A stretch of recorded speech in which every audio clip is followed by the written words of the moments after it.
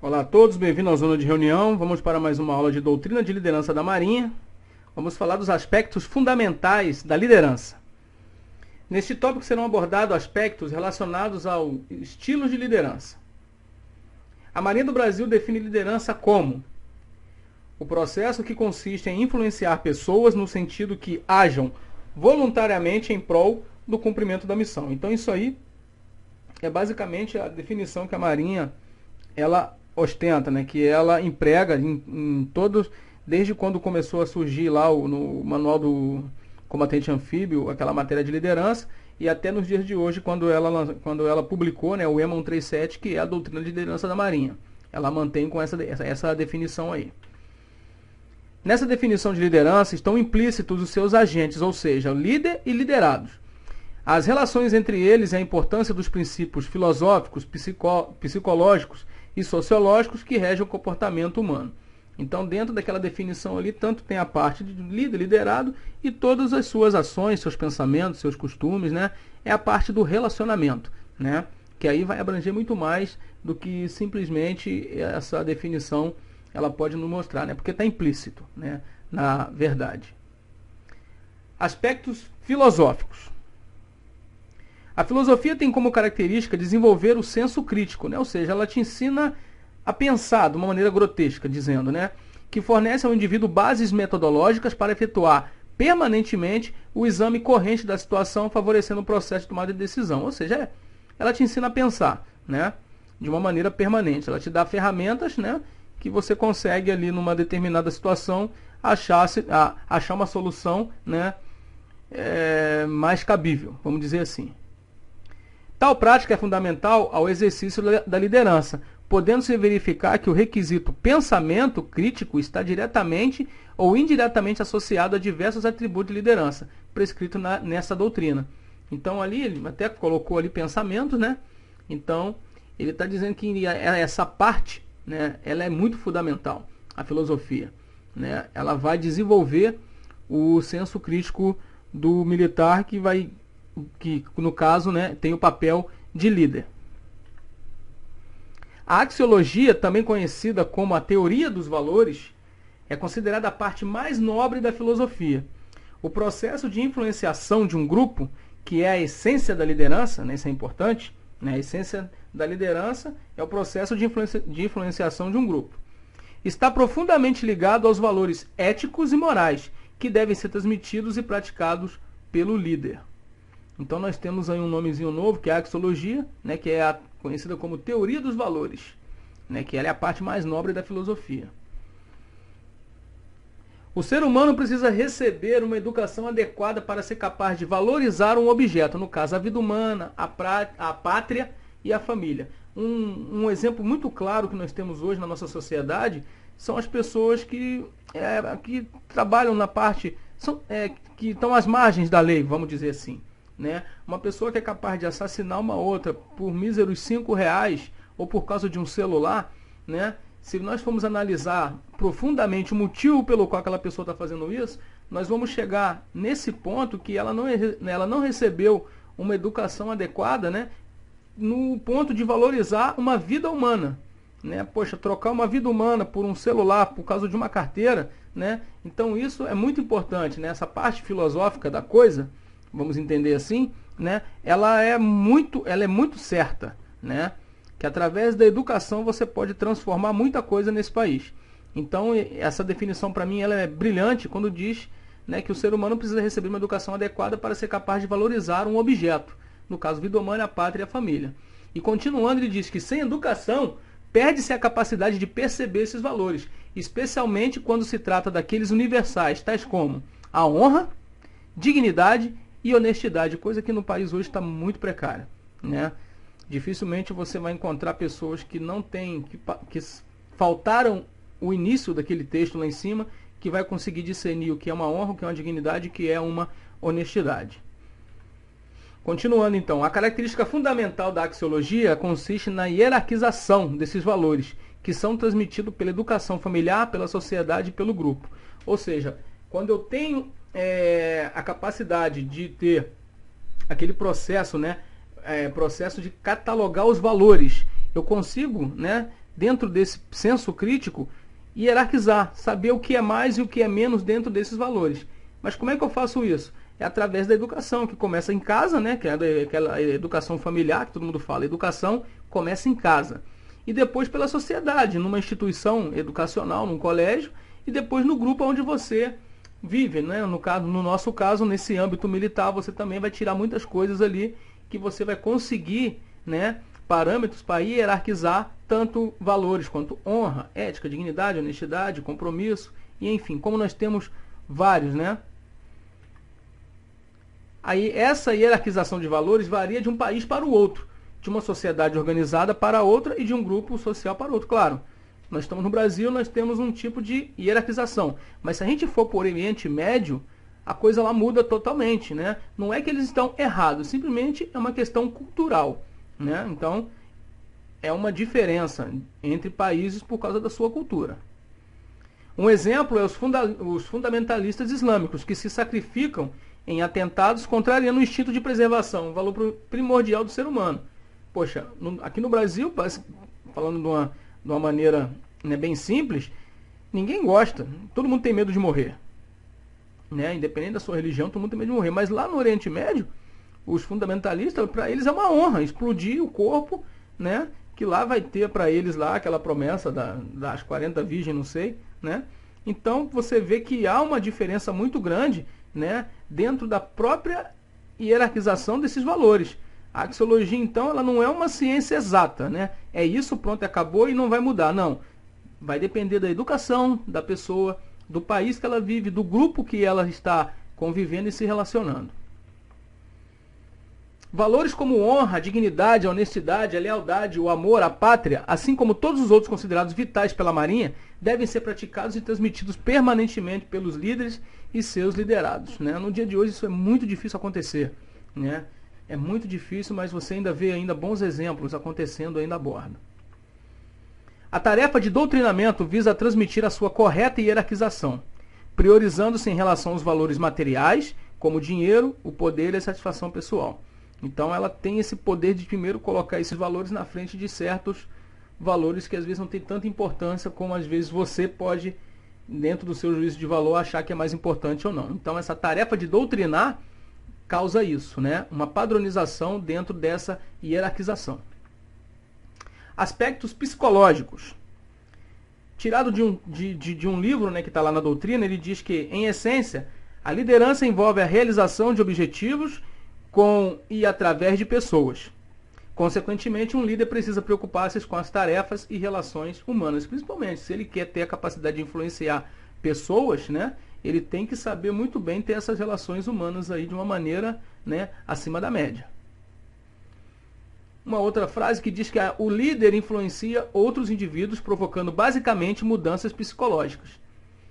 Né? Claro, se você consegue convencer uma pessoa a fazer uma determinada tarefa e ela faz aquilo de bom grado, automaticamente ela está concordando com aquela linha de pensamento que você tem, né? E a curto, médio ou longo prazo, ela vai passar também a ter o mesmo alinhamento naquele pensamento que você tinha. Né?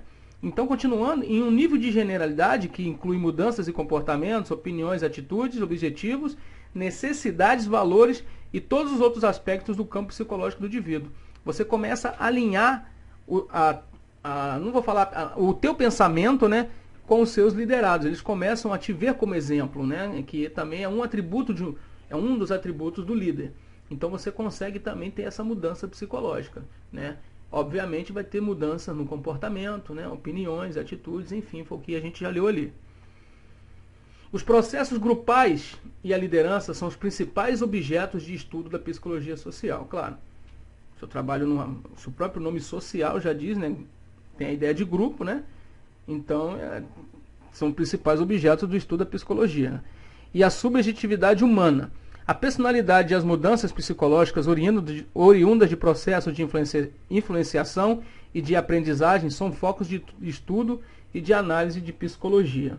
Né? Isso é uma definição muito acadêmica, né? Que não, é difícil até às vezes de você interpretar, mas está dizendo que a psicologia social ela usa muito a parte de liderança, né? Porque ali você consegue estudar tanto o comportamento humano, né, e com a sua subjetividade. O que um pensa, às vezes o outro não pensa, o que um age, o outro às vezes não age.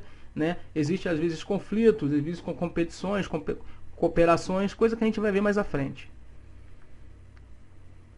O caminho para a liderança passa pelo conhecimento profissional, mas também pelo autoconhecimento e por conhecer bem os seus subordinados.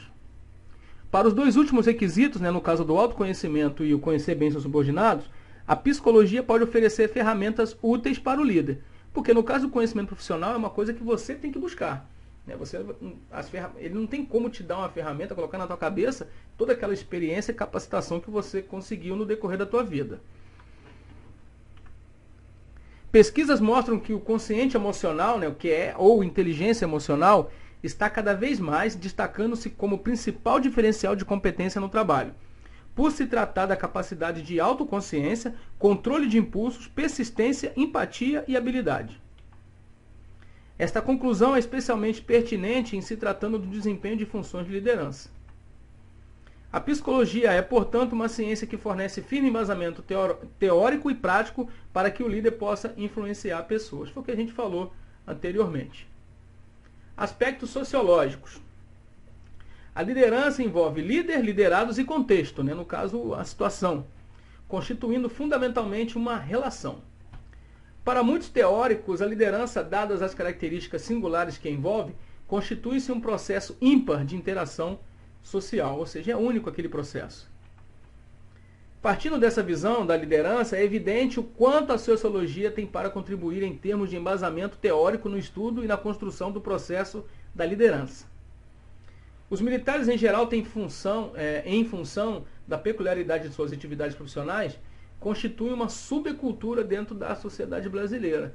Você consegue definir, muitas das vezes, né, dentro de um shopping ou de um ponto de ônibus, quem é militar ou não, né? Às vezes por causa da sua postura. Cá entre nós aqui pode ser um militar que dentro de bordo pode ser o cara mais mulambo que você veja a bordo. Ele lá fora, ele tem uma postura totalmente diferenciada do restante da sociedade, né? Claro, quando não há uma transformação, como a gente tem até exemplos, né? Aí você não consegue definir, mas quando ele se enquadra dentro dos parâmetros e da denominação militar, você vê que o cara é diferente. Ele tem a subcultura já está dentro dele. Então, ele tem a cultura brasileira, mas imbuído dentro dele tem uma subcultura do militar, né? Focalizando mais de perto ainda, pode-se afirmar que a Marinha, dentro das Forças Armadas, face às suas atribuições muito próprias, constitui-se igualmente em uma subcultura. Claro, se você pegar Marinha, Exército e Aeronáutica, todas elas são totalmente diferentes, né, na rotina de bordo, né? Até algumas coisas, por exemplo, a Ordem Unida, nossa, ela não bate, né? Tem coisas diferentes, né? Os comandos são os mesmos, mas o tipo, a postura são diferentes. Então isso também vai gerando uma subcultura, que você começa a classificar cada força de maneira diferente. A liderança, por definição, pressupõe a atuação do líder sobre grupos humanos. Os membros desses grupos, em geral, são oriundos de diferentes subculturas, né? Por exemplo, você vai liderar, digamos, um pelotão, você tem gente ali de Manaus, Ladário, Brasília, Rio Grande do Sul, Rio de Janeiro, Minas Gerais, e todas aquelas pessoas dentro de cada estado têm uma subcultura, né? E você tem que saber lidar com aquilo. Às vezes um jeito de falar com o carioca, você consegue, o jeito de falar é mas para você falar às vezes com um cara que é, por exemplo, que é lá de Ladário, você tem que falar de outra maneira, porque do mesmo jeito você pode ferir, né, algum item ali da cultura do cara, né, da dignidade dele. Então é uma coisa muito complicada, né? Por isso que liderar e conhecer o relacionamento entre líder e liderado não é uma coisa muito fácil, como muitos dizem que é. Estes indivíduos, ao ingressarem na Marinha, passarão a integrar-se a esta nova subcultura após um período de adaptação. Foi o que eu falei. Eles vão ter aquele choque, né? O camarada vem lá, digamos, lá do Piauí, para ser recruta lá no CIAMPA ou lá no CIAB. Ele vai ter um choque cultural muito grande, porque além da cultura militar, né, da Marinha que ele vai ter também que interagir com culturas de outros estados. Então ali ele vai se adaptar, né, ou não. É o que acontece às vezes quando o cara não consegue se adaptar, ele pede para ir embora. No âmbito da Marinha pode-se distinguir subculturas correspondentes aos diferentes corpos e quadros, em função da missão atribuída a cada um deles. Né? A gente pode ver também Corpo de Fuzileiro Naval, Corpo da Armada, são coisas dentro da mesma Marinha, mas às vezes o nosso ambiente de trabalho, o nosso relacionamento é totalmente diferente um do outro. Então também tem essa subcultura, né, dentro de corpos e quadros. Cultura e subcultura são, portanto, temas de estudo da sociologia e de interesse para a liderança. Outro tópico de sociologia avaliado como relevante é dos processos sociais. Este definido como interação repetitiva de padrões de comportamento comumente encontrados na vida social. Os processos sociais de maior incidência nas sociedades e nos grupos humanos são a cooperação, competição e o conflito. O líder cuja matéria-prima é o grupo liderado, né? Ele tem que trabalhar com aquele relacionamento de pessoas ali, aquele grupo fechado, necessita identificar a existência de tais processos, estimulando-os ou não, né? Depende do que for, em função das especificidades da situação corrente e da natureza da missão a ser levada a termo. Então nós temos aí como processos, né, sociais, cooperação, competição e conflito. Vamos falar um pouco de cooperação. Ele etimologicamente significa trabalhar em conjunto, né? Você consegue aquele velho ditado que a união faz a força, né? Uma definição bastante chula, bastante simples de cooperação. Implica uma opção pelo coletivo em detrimento ao individual, né? Juntos somos fortes, sozinhos somos fracos. Mas nada impede o desenvolvimento e o estímulo de habilidades de cada membro, né, em prol de um objetivo comum. Ou seja, eu posso trabalhar individualmente o desenvolvimento de cada um, ou seja, individualmente, para que num contexto maior a minha cooperação ela possa ter um desenvolvimento, né, muito mais elevado do que o tempo passado. Então é interessante isso, você tanto trabalha a individualidade com o propósito de melhorar a coletividade. Sob muitos aspectos e de um ponto de vista humanista, é a forma ideal de atuação de grupos, claro, onde todos trabalham ao mesmo passo e na mesma direção. Ocorre que nem sempre é possível, dentro de um grupo, manter exclusivamente o processo cooperativo. Em função do contexto da circunstância da própria tarefa a realizar, da natureza do grupo ou das características do líder, outros processos se desenvolvem. Ou seja, onde você consegue ter relacionamento humano, nem sempre vai ser só flores, né? Aí vamos ver competição. É definida como a luta pela posse de recompensas cuja oferta é limitada, né? Aí já pode surgir certos problemas, vamos dizer assim, né? Tais recompensas incluem dinheiro, poder, status, amor e muitos outros. Outra forma de descrever o processo competitivo o mostra como a tentativa de obter uma recompensa superando todos os rivais. A competição ela pode ser pessoal, entre um número limitado de concorrentes que conhecem entre si, né? E pode ser impessoal, quando o número de rivais é tal que se torna impossível o conhecimento dentre eles, como ocorre, por exemplo, nos exames vestibulares ou em concursos públicos. Eu posso dizer que essa prova que vocês vão fazer, né, dentro da Marinha, ela é impessoal, porque você não consegue conhecer todos os seus campanhas, todos os seus amigos, porque não é a mesma turma que está fazendo essa prova.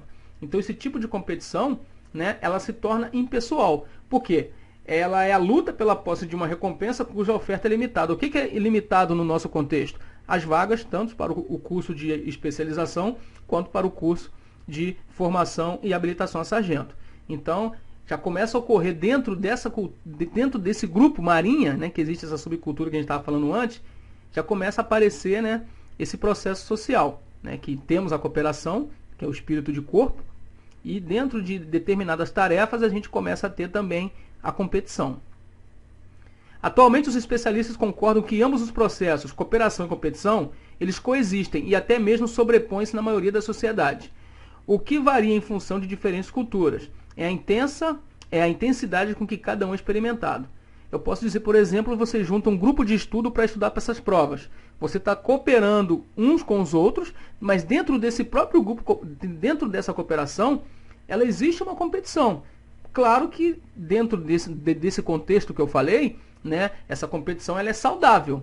Mas quando começa a um querer puxar para trás com o outro de material, a gente vai ver outros problemas, né, que também a doutrina fala. Sob o ponto de vista psicológico, é relevante considerar que se a competição tem o mérito inicial de estimular a atividade dos indivíduos e do grupos, aumentando-lhes a produtividade, tem o grave inconveniente de desencorajar os esforços daqueles que habituaram a fracassar. Ou seja, se eu estou sempre fracassando, eu começo a perder o gosto pelo aquele tipo de atividade. Vencedor é um só. todos os demais são perdedores. Como diz, né? O segundo lugar é o primeiro lugar dos últimos. Outro inconveniente sério decorre do estímulo à competição. Consiste na forte possibilidade de desenvolvimento de hostilidades e desavenças no interior do grupo, contribuindo para a sua desagregação. Naval principalmente. Um começa a fazer guerra com o outro, daqui a pouco aquilo ali, de uma competição sadia, de uma cooperação, já começa a ter certos conflitos. Desculpa. A instabilidade inerente ao processo competitivo faz com que este, com bastante frequência, se transforme em conflito. Na liderança, a competição tem sempre que ser saudável e estimulante. Falando de conflito, né, ele é a exacerbação da competição. Né? Essa palavra quer dizer que é o efeito de irritar, ela se sobressai sobre a competição. Né? Uma definição mais específica afirma que tal processo consiste em obter recompensas pela eliminação ou enfraquecimento dos competidores. Ou seja, o conflito é uma forma de competição que pode caminhar para a instalação da violência. Isso é perigoso. E que se vai intensificando à medida que aumenta a duração do processo, já que esse tem caráter cumulativo. Cada ato hostil surge uma represália cada vez mais agressiva. Então o cara vai tendo um conflito atrás do outro, vai instalando a violência e aquilo ali vai virando uma bola de neve. Uma vez instalado e manifesto o conflito no seio de um grupo, seu respectivo líder terá de buscar soluções e alternativas para manter o controle da situação. Não é fácil ou agradável para líderes atuar em situações de conflito, o que não justifica sua pura e simples negação. Ou seja, o líder ele não pode se omitir em frente a uma situação como essa. Com isso nós terminamos essa aula e até a próxima.